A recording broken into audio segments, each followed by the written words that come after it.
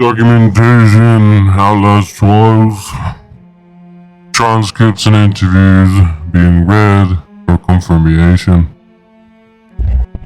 Easterman CIA Interview 1, Central Intelligence Agency Internal Memo.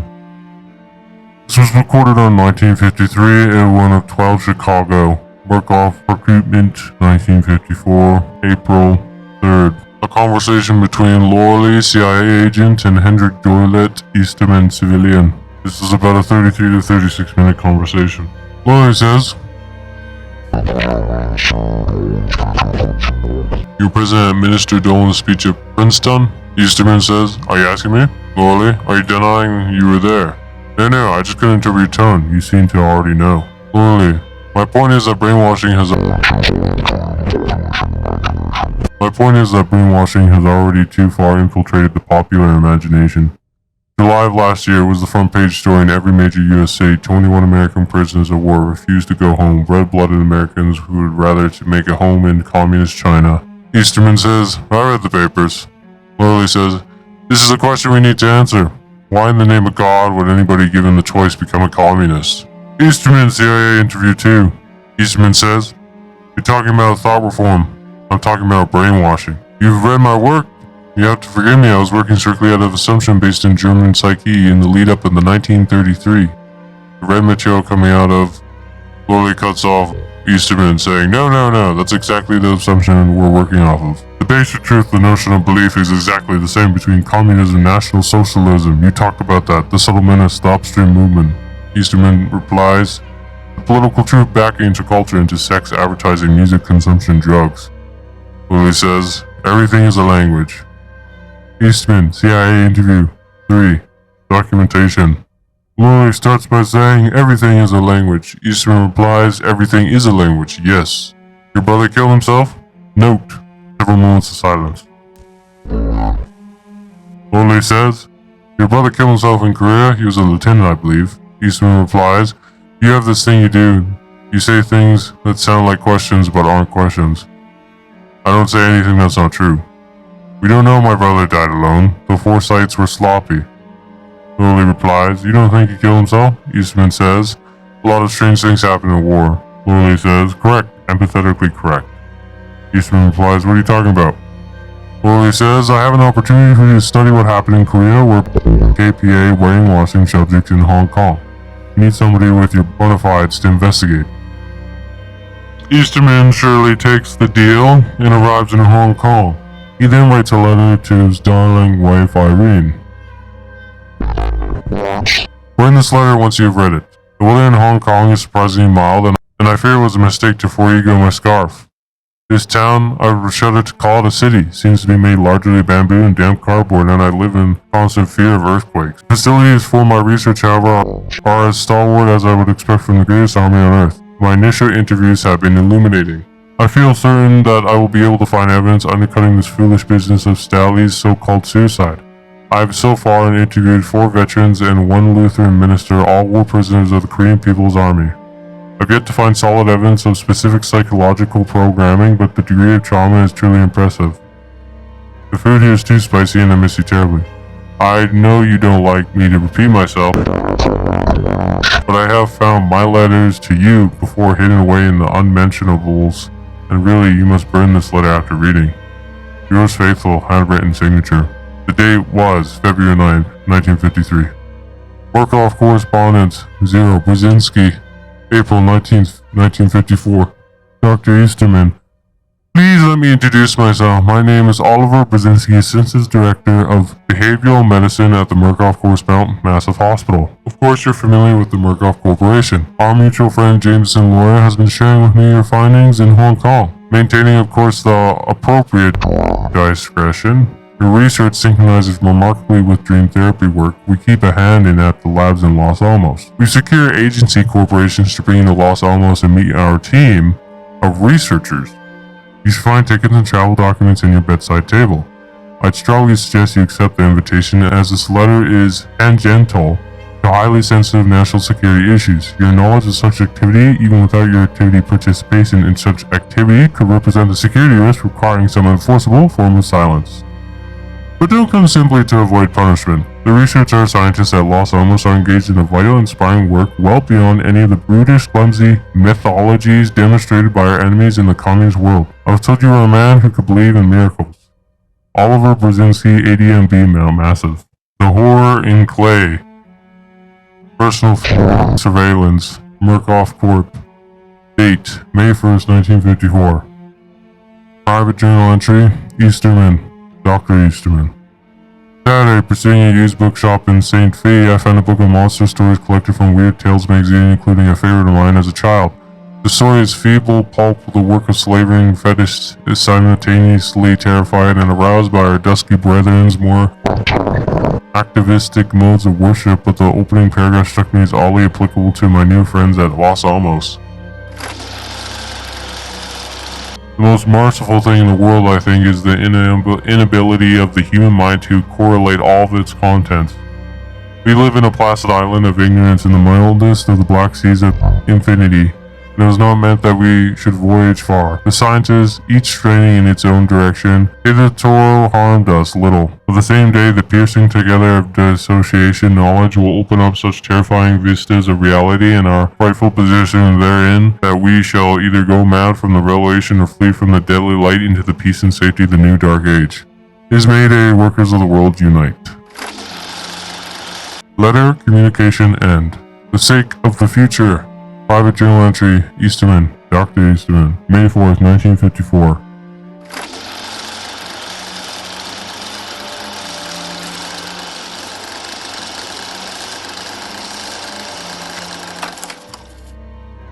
I've been warned against talking politics with our Dr. Wernicke. I believe the exact phrase was, we can overlook his past for the sake of the future. This Brzezinski, blast these foreign names. Seem to think my research is into brainwashing and ideological revision should somehow mesh seamlessly with the old Germans' work with microwave signals and guided visual stimulation. Wernicke may be a little more than a slideshow mesmerist. I've been trying to get Wernicke to clarify the intentions of his experiment, but somehow steers every conversation to the psychotherapeutic implications of German folklore. With one brief foray into the inherently doomed nature of all heterosexual relationships, he does have his points. Strange dreams since my arrival. Wernicke is certainly a vital and handsome man. I'm reaching out to Murkoff Human Resources again to see about getting Irene out here. The man needs to be able to concentrate. Communication end. Charity Savings, Murkoff Corp. Date, January 1st, 1959. Correspondence between Alvenos and Scarfiotti. Heading removed. Moses, aka Scarfiotti. Whatever you think of Easterman and his project, the board is all hot and bothered about the tax savings inherent in populating trials with these charitable outreach centers. The entire cost of running the centers, recruiting volunteers, and trucking this Cinciala is a bulletproof tax deduction, and not a bad place to hide all the money coming in from the HC Black Book. Hold your nose and think of the profits. Easterman will soon sabotage himself sooner or later, and if we get tired of waiting, I have my ways to nudge him. Hey, Bradley. Alvenos. End of communication.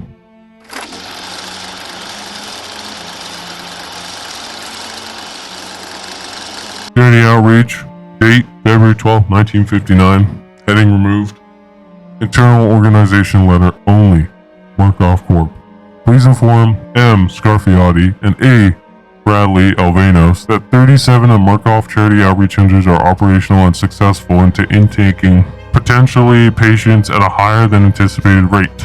An additional 6 centers will be open before March 1st pending signage correction. Scarfiotti's insistence that any Murkoff Corp branding to be limited to inside the outreach center out of the public view. By March 1st, we will have operational patients input in New York, Chicago, Philadelphia, Los Angeles, Detroit, Baltimore, Cleveland, St. Louis, Washington, Boston, San Francisco, Pittsburgh, Milwaukee, Houston, Buffalo, New Orleans, Cincinnati, Seattle, Kansas City, New York, Dallas, Indianapolis, Denver, San Diego, Minneapolis. Experimental population transit. Date, March 7, 1959. Internal organization letters only. Header removed. In response to the unanticipated volume of patients volunteering at Charity Outreach Center, Murkoff has purchased a controlling share in Liberty Meat Hauling LLC. Affect immediately. Our cost of transport for patients volunteering to the Cincinnati facility will be cut by roughly 72%. We can safely transport 50 sedated and hooded experimental population volunteers per cattle car using trucks only for the last 85 miles from Williams, Arizona. Expect experimental population volunteers to require extra sanitation. The stink is considerable. We will continue to transport beef in cars for return trips. Sanitation of human waste from the cattle cars will not be necessary thanks to the recent rollbacks in regulation. The savings here aren't significant, but every bit helps. Communication end. Personal report. Date June 29th, 1958. Heading removed. Report to Project Lathe. Personal report. For the board request, please find below a tally of the last month's deaths and injuries inquired in Dr. Eastman's limbic aggression therapy. Project Lathe. Experimental population. 109 deaths. Security 32. Research. Scientific. Scientists 8. Maintenance 7. Visitors 5. Addendum. No amount of red sign. Hardening will make the trial environments at the Cincinnati facility acceptably safe. Strongly suggest immediate shutdown. July 12, 1958. Transference. Personal entry. Easterman. Dr. Easterman. Garfiotti is conspiring against me, trying to use the unfortunate events of Lathe as evidence of my incompetence. They'll sink the whole project. Transference is common in therapy. Gooseberry unconsciously seeing me as a proxy to her father. Leyland Coyle projecting a veritable parade of murder victims onto my humble frame. Whitehorn somehow mixing me up in his head with some hillbilly congressman named Wallace. Accidents happen. Mistakes were made. People died. Even outside of the trials, I take full responsibility through there's very little I could have done, and science is a matter of experimentation. We cannot control the prime assets, and therefore we cannot control the experimental populations. If Project Lathe is allowed to collapse, all of them will be summarily liquidated. Communication end. Lemonade. Copy. Easterman. Doctor. Date July 13, 1958. Private journal entry of Dr. Henrik Juliet Easterman. We'll make lemonade, by God, if life's giving you lemons. They've provided reprogramming as possible. It will be as the first rough explosions and industry disasters inspired the creation of the combustion engine. We can use the trial environments, the prime assets, and their exploitability, the anvil against which we hammer out true subjects. Two principles must change. Give me meaningless test subjects, neither damaged and broken mental patients, nor charismatic killers. Give me vanquishable and unloved, the uninformed. I need subjects who are the opposite of special. I must be absent, powerful, benevolent, and mysterious by my absence. I cannot mix with the test subjects.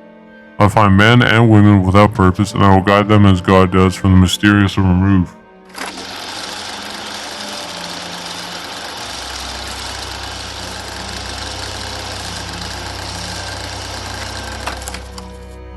The Pivot, Part 1. July 14, 1958, Cincinnati facility. Easterman says clearly.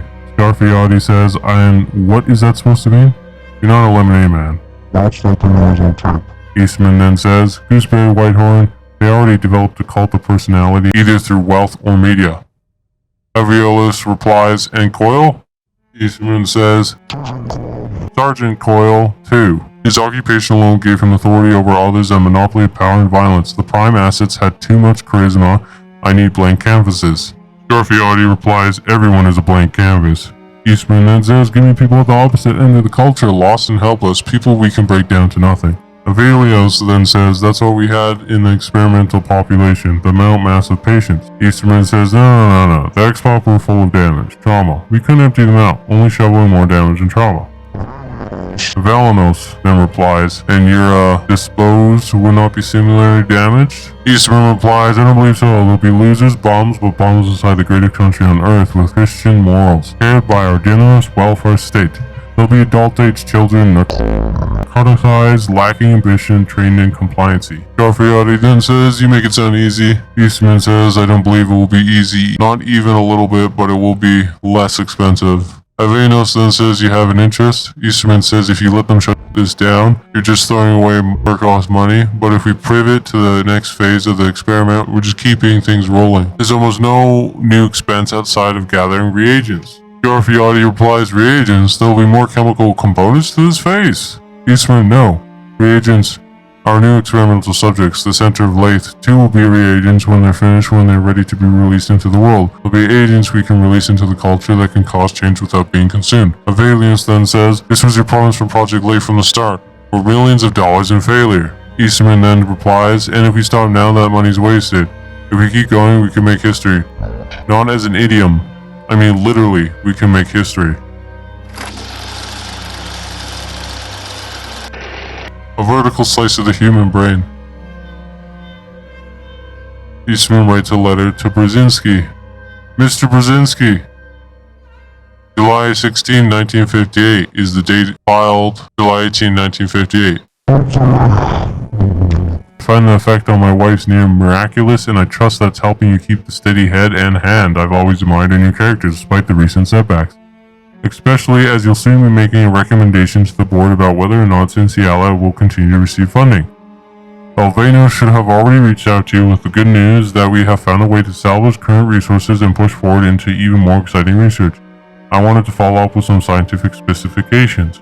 Project Lathe created psychotics, which is at least the partial success. We are working to create agents willing to do anything. That murder is of course a prime boundary of taboo, but our success here is lacking necessary subtlety and control. Project Lathe was based in classical operational conditions, focused on subconscious triggers. It was crude and it was effective. However, it was real, the unexpected, and extremely promising side effect. Our recent setbacks provide us with an enormous number of Lathe subjects for autopsy, and those revealed strange tumor-like growths in the partial lobes. It is taken in light of recent discoveries from Dr. Penfield and Jasper suggest an avenue for more precise form of operating conditioning. My next few days will be dedicated to the very limited proof of concept, after which I will share my theory. I just want you to know that great things are coming. Expect more from me. Letter entry end.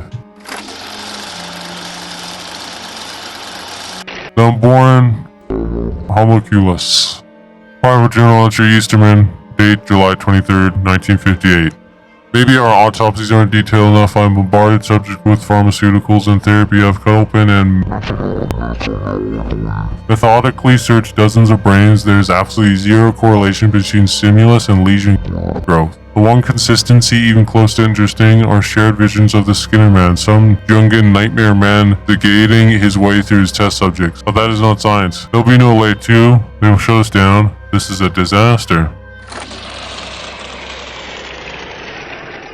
Easterman writes, July 20th, 1958. Mr. Brzezinski, great news. My proof of concept is a phenomenal success. It works even better than I could have hoped. You and the boys at Langley are going to be very, very happy. The partial lesions formed just as expected, allowing me to adjust with surprising precision that so-called cortical homunculus, once properly conditioned. Markov or the client will be able to set predetermined behaviors into the subject's very brain. Belief will follow, and by subtle adjustment, we can make agents capable of nearly anything. Think of it as having a dev on one shoulder. In the properly conditioned subject's experience, it will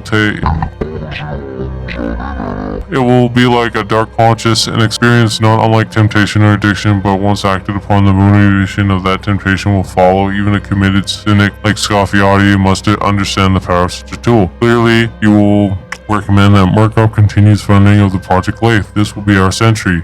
Finally, signature H.J. Easterman.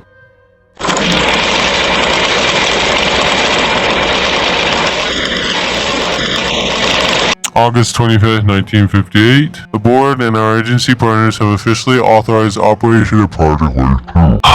The board and our agency partners have officially authorized operations of Project Lathe 2. Please note, limbic aggression therapy will heretofore be replaced in documentation with latent agency therapy. Expenditures for the second phase of the Project Lathe should be significantly less than phase 1, as it reuses already built assets. The Cinciala facility and surveilling staff, trial environments, prime assets, and experimental population. Oversight from Los Alamos and cooperation and influx from the Mount Massive will be minimal pending results. HC funding will require also minimal sharing of results with MK Ultra, MK Delta, and NK Naomi. Skinnerman Research, date September 17, 1958. Lathe 2 is barreling forward to at an inspiration pace. The influx of funding was so unexpected that I was momentarily afraid it was the result of some sort of counting error. Brzezinski is insisting on my sharing test results with the paperclip team at Los Alamos, especially with regard to the Skinnerman. It's clearly just a nightmare, some subconscious projection of the guards or the nurses who tend to the subject's ESOP maintenance and invasive therapy during induced twilight. But this Wernicke character thinks everything is solvable in dreams. To a hammer, the world is made of nails. To a Nazi, the world is made of nightmares. One of the sleep room observers had the gall to suggest that the Skinnerman is a reflection of me, simply because he overheard reagents calling it Dr. Skinner. Ridiculous. I'm like a kind father to my patients, and they love me as much as I respect them. The correlation of heart attack and stroke with the Skinnerman's appearance is only that. Latent Agency Design Part 1. Record filed September 4, 1958, Cincinnati facility. Conference between Easterman and Scarfiotti. Scarfiotti says, "Our rat in the Skinner box doesn't need to know why it pushes the level outside of the desire to avoid pain." Easterman says, "These are human beings, no rats." Scarfiotti replies, "So pre-juiced rats." Eastman, We're creating it. "We're not creating a behavior, we're creating a complex." Scarfiotti says, "There's no difference." Eastman says, "The psychological complex has a story. It's pain combined with a story. Let's say somebody is frequently burned it with cigarettes. They will quickly learn a fear response to a smoldering cigarette. Their behavior will change to avoid cigarettes. Now let's say somebody is frequently burned with cigarettes by their beautiful and voluptuous mother, who whispers, I love you, but the donuts are making you fat. That person hasn't just learned a behavior, that person has a complex." Scarfiotti replies, "So they're not afraid of cigarettes, they're afraid of donuts? This is your big revelation?" Design Part 2, September 4, 1958, Cincinnati facility. Easterman says, "It only starts with donuts. It's an absurd example, but follow it. That donut was suggested by your voluptuous mother." Scarfiotti replies, "No, my mother, some rhetorical mother. My mother would never." Eastman cuts him off by saying, "Some beautiful, busty, platonic mother. Allows one button down on a warm day, a sweat damp strand of hair plastered to her brow. What does the unconscious brain link to the donut?" Scarfiotti laughs. Eastman, "You can see the complications." Scarfiotti replies, "And so you add to the complications factory objectives. Justice through lies, love through punishment, faith through absurdity, mercy through violence." Eastman says, "Yes, exactly. Extreme contradictory taboo. So provocative as to stripe through everything a meaning, leaving a blank place where we install precise psychological complexes." Latent Entity Design Part 3.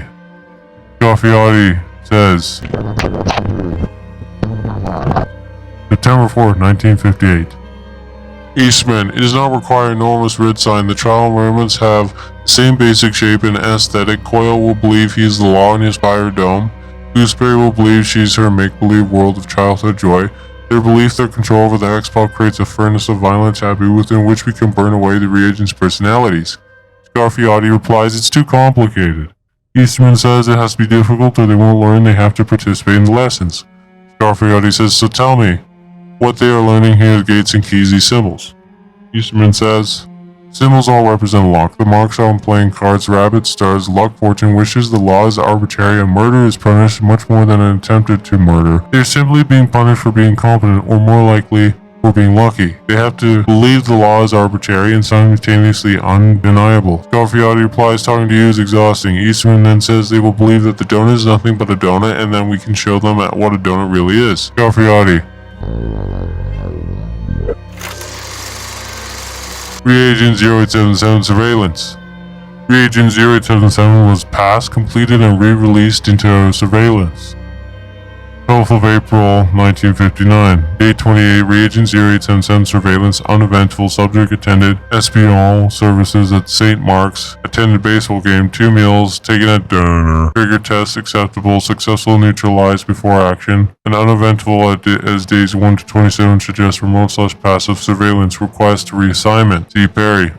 Reagent 0946 Surveillance Part 1. 20th of June, 1959. Reagent has been released. On surveillance 0946. Day 6 of Reagent 0946 surveillance was eventful. Subject exited apartment before dawn, walked a looping path through residential neighborhood, then observed bird falling from sky under a tree. Subject stepped on bird, bird is dead. 2 fits of crying throughout the day, 1 fit of uncontrollable laughter. Subject performed duties at industrial laundry to satisfaction of supervisor. Trigger 8 tested at 3 o'clock p.m. with satisfactory results. Trigger 13 tested at 9:30 p.m. with exceptional results. Note, subject heard telling coworker bird was flying from sky with power of a mind. D. Perry. Surveillance Part 2 of 0946. Date, June 23rd, 1959. Reagent 0946 terminated 11:06 p.m. on June 22nd, 1959. Body awaiting cleanup in Blaine neighborhood of Moosey, a Messiah in corner of Willard and S. Luke. The subject was observed at the Rivolti Theater for a screening of Sleeping Beauty. Subject approached group of adolescents and claimed extrasensory abilities. Adolescents laughed and fled. Subject followed adolescents unobserved. Subject attempted to climb into house of youngest adolescent, visual approximation 12-year-old female. At which point I intercepted and engaged subject in physical alteration, shot subject 6 times in head and chest, silenced rounds, minimal disturbance to neighborhood. Then, berated subject, physical evidence minimal. Reagent 077, Los Alamos. June 29th, 1959. Mr. Perry, many thanks for your continuing vigilance. Based on the confessional intelligence from the minister at St. Mark's, Reagent 0877 has become a subject of interest. Please retrieve Reagent 0877 and transport him to the office in Los Alamos for further study. Mr. Brzezinski will be on site by July 1st to receive and process the patient's subject cost at Cinciala. Please refrain from extracurricular habits. Reagent 0877, send more. Brzezinski sends letter to Easterman. Dr. Easterman, please send additional reagents. Reagent 0877 has proven a remarkable inspiration to our paperclip guests. I don't pretend to understand the details, some confluence of your behavioral work and this Rudolph stream therapy. Alvanos tells me it's rare for one of your test subjects to survive as long as 0877, but I hope you have others who have achieved similar levels of ascendance. Project funding will reflect Los Alamos contributions. Reagent 0877, penicillin. August 3rd, 1959, Bradley. Have you been monitoring the paperclip work coming out of Los Alamos? Dr. Wernicke's sleep therapy lab, as extreme enthusiasm as the language allows, is showing an extreme suspicious fixation on the last reagents coming out of the Cinciala facility. The paperclip gang has remained secretive and condescending as ever, speaking German when they wish to hide from their research. I've been attempting to learn language, but I find it a revolting tongue. I have a secretary who eavesdrops and translates for me. He told me Wernicke said this Dr. Easterman may have the most fruitful mistake in modern science since the creation of penicillin. A provocative statement. I'm cautious to put too much stoke in Rudolf Wernicke's words on account of his superstition, his cynicism, and his condescension. Of all things American, but still a provocative statement. Anything you can tell me about paperclip activities at Los Alamos would be greatly appreciated. Perhaps there are details I could share with you. Without these National Socialists into our military apparatus, we must be extremely vigilant, lest the tail begin to wag the dog. Letter operational end. Documents closed. All Outlast trials closed beta documents have been read. See you in the next one.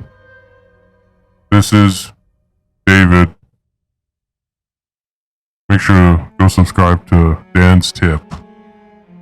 David out. Case closed for now.